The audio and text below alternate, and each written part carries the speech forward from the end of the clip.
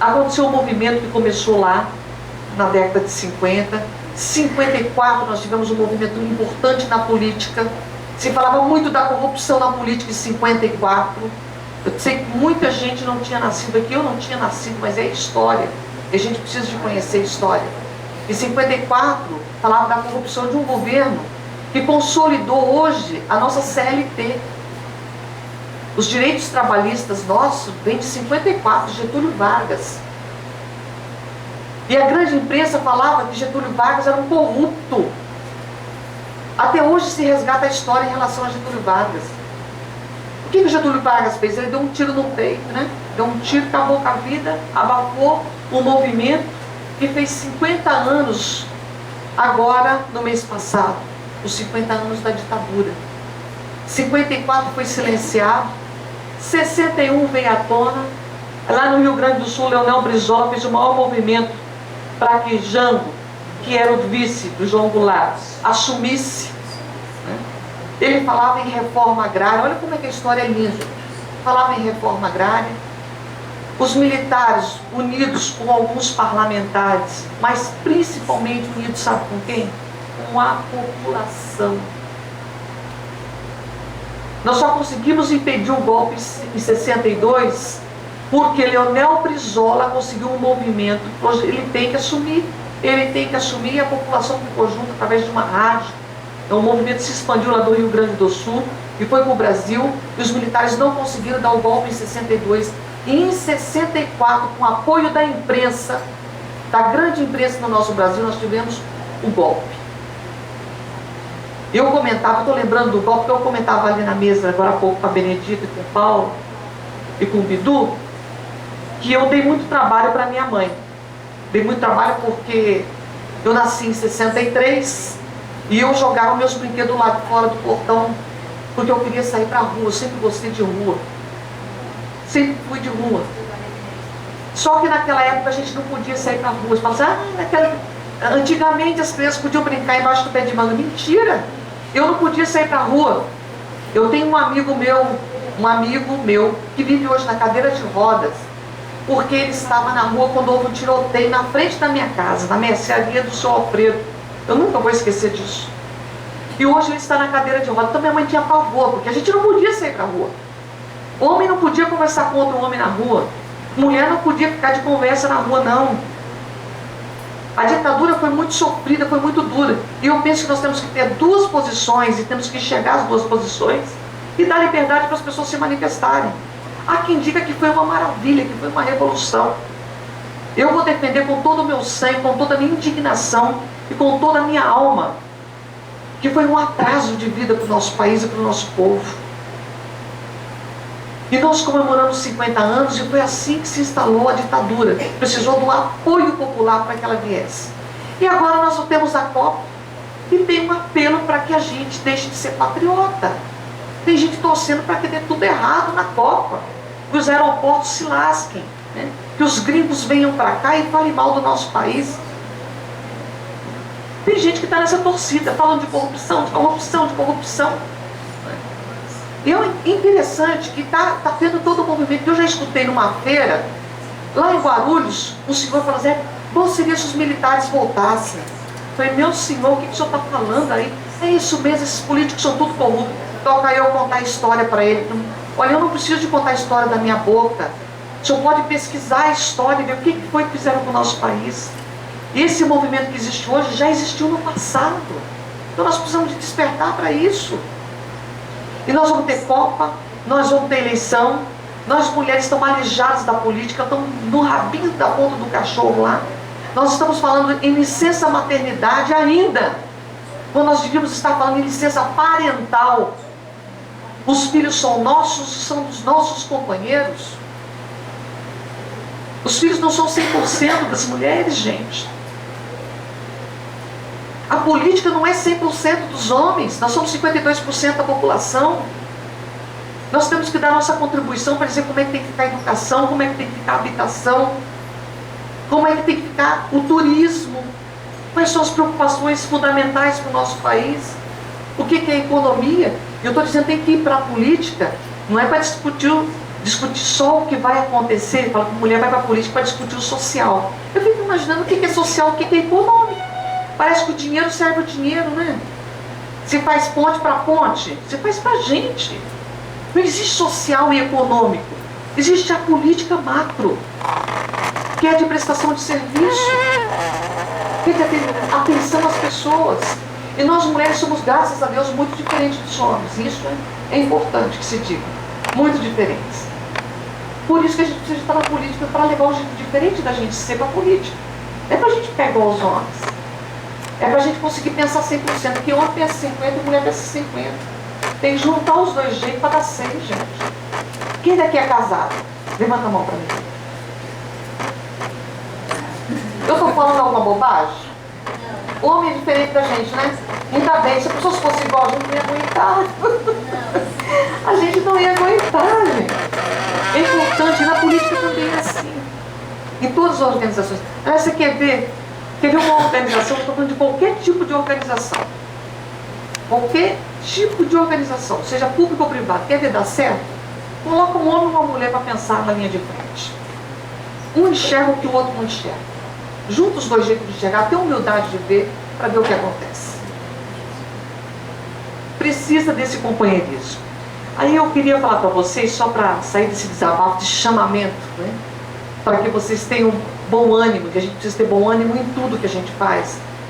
Todo mundo fala assim, tem que fazer com amor, né? Amor e bom ânimo são sinônimos até, né? Se nós formos lá no jeito de fazer. Aí eu vou fazer com amor, quer dizer, eu vou fazer com todo o zelo para que seja perfeito. E a gente precisa ter bom ânimo, porque o tempo de hoje não volta mais. A vida é uma e ela é curtíssima. Curtíssima. Então a gente tem que ser feliz agora. Está trabalhando, tem que estar feliz. Chegou em casa, precisa de estar feliz. Tocar com felicidade, para a gente conseguir também contagiar com felicidade as pessoas que estão no nosso entorno, né? Porque a vida já é dura. Ela precisa ser pacífica. Porque a gente pode estar no meio de uma guerra em paz. E às vezes a gente está presa andando no meio da rua. E a gente precisa de estar livre, né? Olha, eu falei a respeito da violência, falei a respeito do trabalho, da participação na política. Eu queria ainda tocar num assunto que foi uma vitória, para não falar, eu não falei das flores, eu vou falar de uma vitória que nós tivemos ainda neste ano, que foi a instituição da vacina do HPV na rede pública de vacinação em todo o Brasil. Eu estou coordenadora da Frente de Defesa dos Direitos das Mulheres lá na Assembleia Legislativa do Estado. E nós fizemos um embate muito grande, desde 2007, quando nós assumimos. Por quê? Porque essa vacina estava na rede privada desde 2006. Quem podia pagar, tinha vacina. Quem não podia pagar, não tinha vacina. É uma vacina cara? Sim. É uma vacina cara, está saindo a R$1.000 as 3 doses para o governo federal, porque quem está fabricando essa vacina, e essa é uma diferença na política que é importante ser colocada. Quem está fabricando a vacina é o Instituto Butantan, que é um órgão do governo aqui do estado de São Paulo, que está produzindo a vacina para todo o nosso país. Nós brigamos muito para que a vacina fosse implantada aqui. Eu tive a oportunidade de estar com o ministro Padilha, no encontro da bancada, e eu fiz uma brincadeirinha com o Padilha. Vou fazer aqui, porque Padilha é um amor, é um encanto de pessoa, vai entender até a brincadeira que eu vou fazer aqui. Eu falei ao Padilha, preciso de colocar vacina, você tem noção do quanto custa isso, né? Do quanto custa. Eu falei, Padilha, vou falar uma coisa para você. Se essa vacina fosse contra o câncer de próstata, já estava na rede de vacinação. Aí o Padilha, quando encontrou comigo lá em Bauru, ele falou assim, ó, a vacina do HPV está certo, já? Tem uma pessoa que faz a reflexão. Essa é a reflexão que a gente precisa fazer, se colocar no lugar do outro. Porque ter a oportunidade de ter uma vacina que combate o câncer de colo de útero e não colocá-la na rede de vacinação pública, no mínimo é não ter essa sensibilidade. Então eu fico muito feliz que o Padilha tenha entendido esse movimento que aconteceu. Foi um movimento muito forte aqui em São Paulo, foi um movimento muito forte a nível de Brasil, lá na Câmara Federal e no Senado, e aconteceu a vacinação. Agora nós temos uma outra luta para fazer ainda. Essa vacina está aprovada pela Anvisa para as meninas de 9 a 26 anos de idade. Então nós temos que continuar a luta para que haja uma vacinação em massa, maior do que a que foi feita. Como ela foi feita, ela é autorizada. mas ela ainda é menos do que aquilo que nós queremos. Nós queremos mais que isso, e a gente precisa de continuar organizado. Eu acredito que isso vai se dar como vitória para todas nós, né? Porque aí teve a fase do preconceito, que muita gente ainda tem preconceito. Eu acho que isso é uma autorização para iniciação sexual, é uma confusão danada.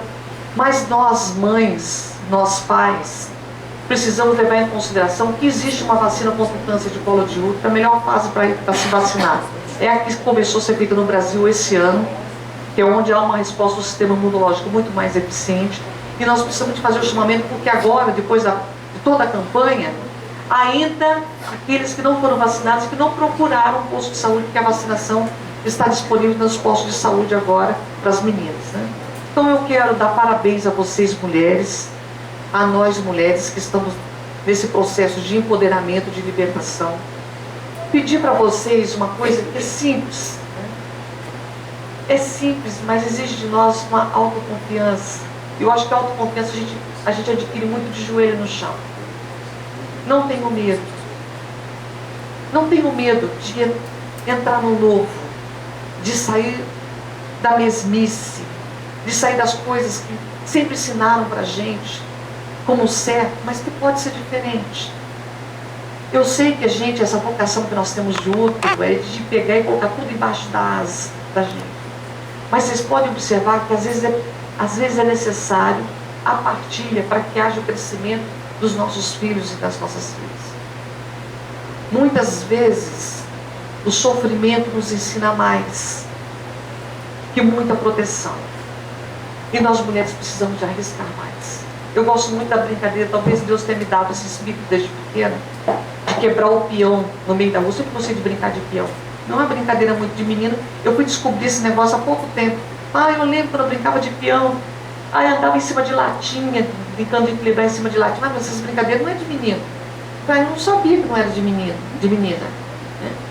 Porque a gente aprende a ser mulher e aprende a ser homem. Mas nós somos seres humanos, inteiros. Não vamos permitir de maneira nenhuma que nos podem. Nós não temos raiz, nós não somos árvores. Vamos nos permitir crescer, participar sem medo. E o último pedido que eu queria fazer para vocês é que vocês amarem muito a política. Não caírem nesse conto de sereia, não caírem no conto de sereia, não. Procurem se informar. Deus deu 2 orelhas para a gente. Agora a medicina não fala mais de ouvido, é orelha mesmo. Para a gente ouvir bastante. A gente tem que ouvir bastante e procurar se informar muito sobre tudo o que está acontecendo, porque eu vou fazer tudo o que eu puder fazer para a gente não voltar na história para trás do nosso país. E eu penso que eu preciso de fazer isso e cada uma de nós precisa de fazer isso também, para a gente não viver aquilo que nossos pais, nossos avós já viveram, e para a gente ter um futuro belo pela frente, porque o nosso país tem a dimensão de um continente. O estado de São Paulo tem a dimensão de um país. Se São Paulo fosse um país, teria a 18ª economia no mundo. Estaria entre os G20. São Paulo. E o nosso país é um continente. E nós não podemos voltar para trás para ser colônia de ninguém, né? Ninguém com ideias de que lá fora é melhor. Quer ver coisa que me deixa triste aqui, encerrando? É quando eu encontro alguém, vira e mexe eu encontro alguém que fala: lá na Noruega, não sei o que, lá é assim, assim, assado, né? Lá em Portugal, gente, Portugal está no desemprego danado, o povo de Portugal está vindo para cá, mas só fala bem lá de fora. E eu fico me segurando que eu não posso falar certas coisas, né? Dá vontade de falar: se lá é tão bom desse jeito, vai embora para lá, meu. Larga o nosso país aqui. Enquanto a partida, né, eu já viajei bastante, não vejo a hora de botar o pé na nossa terra. Essa é minha terra. E a gente tem que defender a terra da gente. Esse é o lar que Deus deu pra gente tem que cuidar dele, deixar ele cheiroso e caprichado, né? Pra gente poder viver feliz aqui. Larga a mão, temos que dar valor ao que a gente tem, né? Então, obrigada pela oportunidade dessa partilha, Paulo, Bidu, os companheiros aqui. Vamos tocar a bola para frente. Se Deus quiser, eu já perguntei: nós vamos ganhar a eleição, nós vamos ganhar a Copa. O pessoal fala assim: Ana, não sei não. Eu falei: caramba, nunca vi brasileiro falar desse jeito, né? Nós temos que lutar para ganhar essa Copa. Nós temos que lutar para a democracia ficar firme e vigorosa no nosso país. Nós temos uma presidenta que está sofrendo bastante, algumas companheiras falam, então cuidado para não julgar a presidenta pelo sexo dela, hein? Toma cuidado desse negócio, né? Porque se espera que a mulher fique, né? Não, já tem um jeitão dela, né, meu? Está trabalhando, está competente a mulher. Por que ela tem que estar tendo trejeitos de, né? Vamos deixar as coisas correrem e vamos julgar com o nosso coração. Então, que Deus abençoe cada uma de vocês, onde vocês trabalham, vocês sejam felizes no trabalho. Chama o companheiro, vê se chama amanhã para chamar ele para fazer uma partilha melhor das tarefas. Esse negócio de trabalhar 28 horas não está com nada dentro de casa. Vou trabalhar 10, está louco, 18 horas a mais, dói. Né? Vamos partilhar mais esse tempo e vamos brincar um pouco mais, que nós temos esse direito. E vamos aqui ficar reivindicação para o sindicato ajudar a gente nessa luta da licença parental. Porque eu penso que essa licença vai fortalecer a economia e vai fortalecer as famílias. E eu penso que a base da economia e do sucesso do nosso país ainda é a família. Então Deus abençoe, já falei demais. Muito obrigada pela oportunidade. Viu?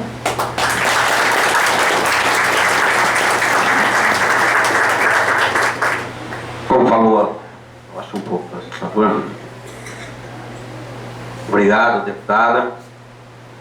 Mas deixar registrado, gostaria de fazer o convite. Ele chegou um pouquinho atrasado, porque ele estava em outras portas de fábrica, um grande companheiro do Cid Mental. Já estava o diretor dele aqui, no caso o Tiago Maestro, né?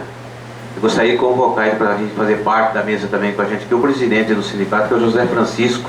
Por favor, Buiu, venha fazer parte com a gente nessa mesa também, compartilhar nesse café da manhã.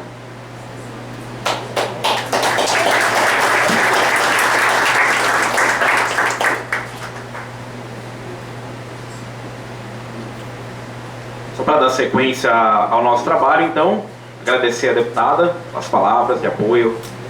Gostaria de chamar agora nosso companheiro Antônio Carlos, que ele é presidente do Sindicato dos Trabalhadores em Hotéis, Bares e Restaurantes de Águas de Lindóia Região, né, que é o nosso sindicato co-irmão, que nós sempre dissemos que está do nosso lado, que é um dos sindicatos mais próximos que nós temos, e eles fazem no restante da região, né, o nosso sindicato atua aqui em Serra Negra, e o sindicato de Águas de Lindóia atua no restante da região, se estendendo até Bragança Paulista, Mogi Guaçu, as demais cidades, né, e é um sindicato que está sempre próximo. O Antônio Carlos também faz parte da direção da Contrax, né, que está fazendo parte da mesa nacional que está tratando do Pacto Nacional do Setor Hoteleiro, né? Então eu gostaria de passar a palavra para o Antônio Carlos e em seguida nós vamos passar para o Dr. Edson, que vai falar um pouco mais sobre a realidade das trabalhadoras, das nossas trabalhadoras aqui na nossa região, no nosso setor, né, em hotéis, bares, restaurantes, passar alguns números e falar um pouco sobre o nosso trabalho do sindicato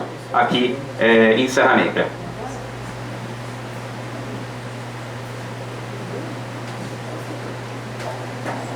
Bom dia, companheiras. Na presença da deputada, quero parabenizar todos da mesa, mas especialmente eu quero parabenizar a iniciativa do Sindicato dos Trabalhadores aqui hoteleiros de Serra Negra.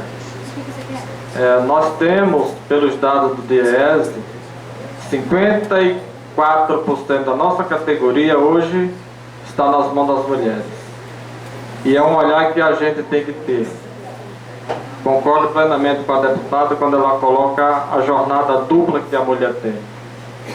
Trabalha para o orçamento da família, às vezes faz o papel do pai, da mãe, e às vezes tem que chegar em casa e aguentar ainda o esposo meio folgado, né?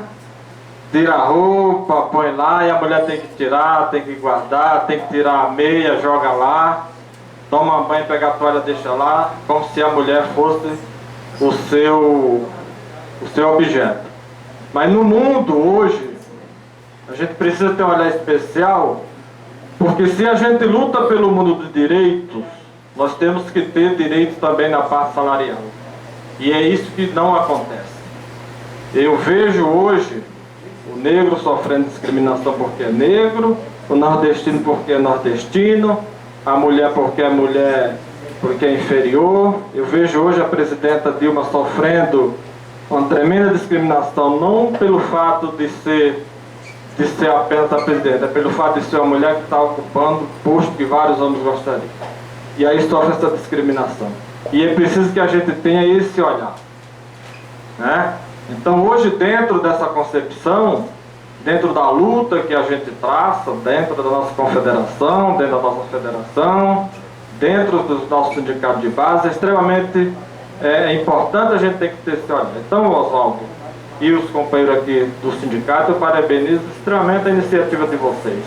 Dá essa oportunidade, porque principalmente o nosso setor, a gente trabalha na direção do outro, né?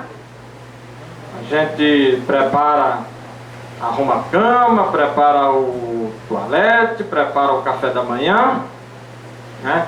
E às vezes a gente não tem essa oportunidade de compartilhar, né? Então, é um momento ímpar. A gente fez essa homenagem em função do Dia Internacional da Mulher, dia 8 de maio, acho que é o dia de lutas, dia de reivindicação, mas a gente precisa trazer para o nosso meio. E aí a gente precisa estar com esse olhar, né? A mulher tem o olhar sensível, né, de sentir. Isso minha mãe dizia, né? Ela já percebia quando o filho estava doente, né? Sem a gente falar, ela já percebia, né? Preparava aquele chá, essa coisa toda, né? Essa sensibilidade que a gente tem. Então é preciso que a gente tenha esse olhar. E é preciso que as instituições, as entidades que têm esse compromisso de buscar o direito da luta, de buscar também o direito na questão salarial de extrema importância. Imagina só vocês, né? Trabalha 44 horas, mas trabalha em casa. Se ganhasse por isso, né? Seria bom, tá? E às vezes, muitas vezes, nós temos que recorrer à justiça para buscar uma pensão porque o pai da criança foi embora sem deixar sua responsabilidade. É preciso que a gente tenha também esse olhar.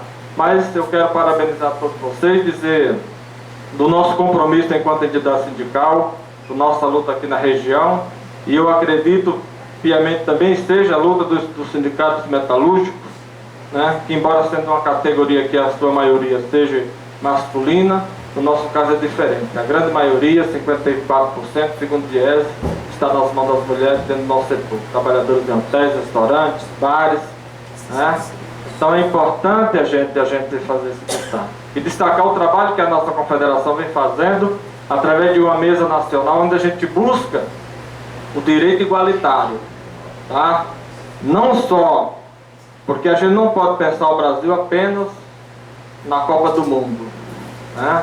Nós temos aí diversas situações que estão ocorrendo. Ontem o Feijó falava dos investimentos que estão sendo realizados, dos empregos que estão sendo gerados, e infelizmente nós temos uma grande